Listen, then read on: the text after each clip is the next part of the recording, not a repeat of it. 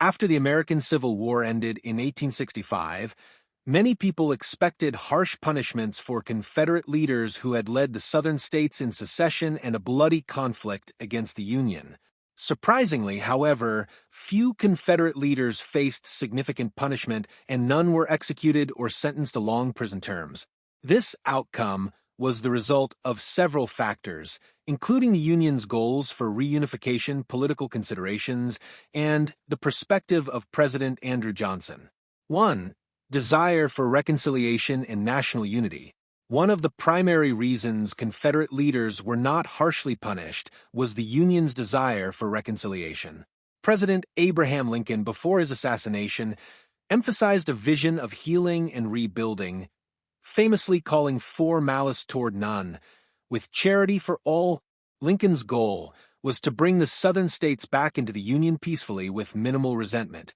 After Lincoln's death, his successor, Andrew Johnson, continued this approach, hoping that leniency would help the South transition back into the Union more smoothly and reduce the chances of lingering resistance or uprisings. 2. Pardons and political calculations.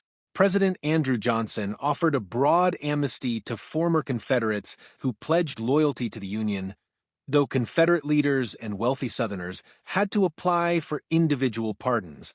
Johnson ultimately pardoned most of these individuals, including high-ranking Confederate officials, as a political move to gain Southern support.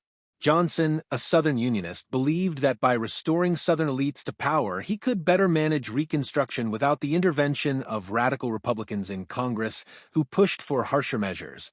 3. Legal and logistical challenges. Punishing Confederate leaders legally was also complicated. Treason trials were considered, but proving such cases and finding impartial juries in Southern states would have been difficult. Some Confederate leaders, like President Jefferson Davis, were imprisoned temporarily, but ultimately the government decided against high-profile trials, partly because it could have deepened sectional divides. 4. The legacy of leniency. The decision not to severely punish Confederate leaders allowed the South to reintegrate into the Union more easily, but came with long-term consequences.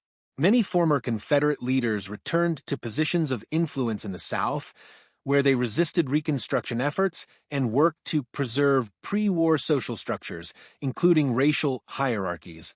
While this approach avoided further bloodshed, it delayed the South's social and economic transformation and left issues of racial equality unresolved for generations.